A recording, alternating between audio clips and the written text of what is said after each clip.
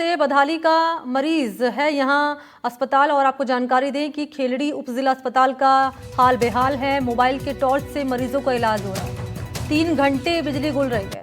बीते 3 दिनों से परिसर में लाइट की समस्या है। मरीज परेशान है क्योंकि लाइट गुल है, पंखे नहीं चल रहे हैं।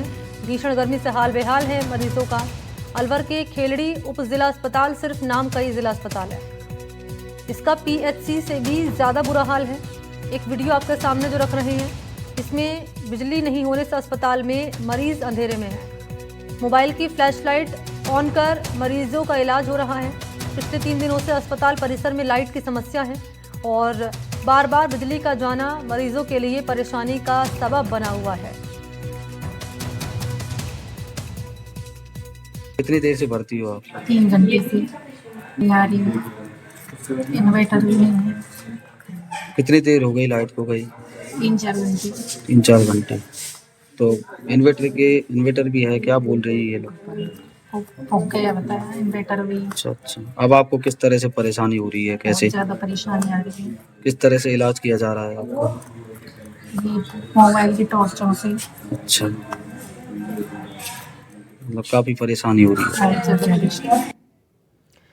तो खेलड़ी का उपजिला अस्पताल है ये, और अस्पताल सिर्फ कहने के लिए है, ना कोई व्यवस्था है यहाँ पर। और मरीज आप देख पा रहे हैं अंधेरे में बिस्तर पर आपको यहाँ पर नज़र आ रहे हैं।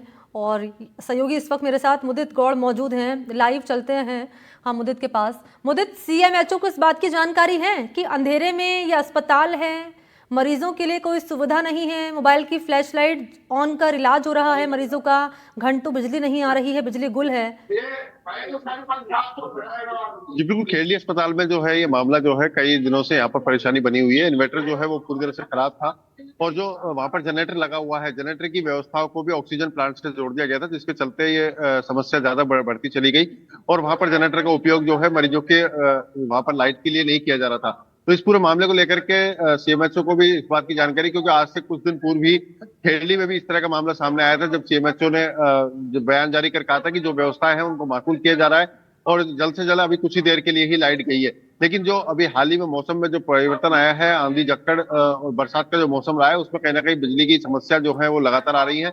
लेकिन जो हॉस्पिटल्स हैं उनको लेकर के ये माना जा रहा है कि हॉस्पिटल में जो व्यवस्थाएं हैं, जो अतिरिक्त व्यवस्थाएं की हुई है, उनको सुचारू नहीं किया गया है, जिसके चलते मरीजों को परेशानी का सामना करना पड़ रहा है। क्योंकि लाइट की जो कटौती है वो ज्यादा देर के लिए तो नहीं हो रही है, लेकिन आधा पौन घंटे के लिए भी अगर लाइट जाती है तो मरीजों को परेशानी का सामना करना पड़ रहा है। इस लापरवाही पर मुदित, सीएमएचओ का क्या कहना है? अब समझ नहीं आ रहा है इन तस्वीरों को देख के कि मरीज को बीमार कहें या अस्पताल को बीमार कहें। बिल्कुल, ये सारी लापरवाहियों के कारण ये सामने आ रही है, क्योंकि जो वैकल्पिक व्यवस्था है, जैसे इन्वर्टर हो, जनरेटर हो, उनको माकूल नहीं रखा गया है। और अचानक से जब ये मौसम में आंधी झक्कड़ आए, तो उसके बाद जब लाइट की समस्या आई, तो जो व्यवस्था है उनको माकूल नहीं होने की वजह से ही ये परेशानी का सामना करना पड़ा। लेकिन सीएमएचओ का साफ तौर पर कहना है कि सभी तरह की व्यवस्थाओं को लेकर के ब्लॉक सीएमएचओ और चिकित्सा विभाग सभी को इस बारे में निर्देशित किया हुआ है कि वो अपनी व्यवस्थाओं को माकूल रखें। लेकिन अगर इस तरह की कोई लापरवाही करते हैं तो उनके ऊपर कार्रवाई की जाएगी। और अभी हाल ही में जब गोविंदगढ़ का मामला व्यवस्थाएं हो गई है माकूल अब? जी बिल्कुल, अभी जो व्यवस्था है वो कहीं भी माकूल नजर नहीं आ रही है, लेकिन जो व्यवस्था है उनको अब सुचारू करने के लिए चिकित्सा विभाग जुटा है और जो जनरेटर की व्यवस्था वहां पर की हुई थी, उनको अब ऑक्सीजन प्लांट से हटा के हॉस्पिटल से जोड़ने की कवायद की जा रही है। ठीक है, बहुत शुक्रिया आपका मुदित गौड़ तमाम जानकारी के लिए।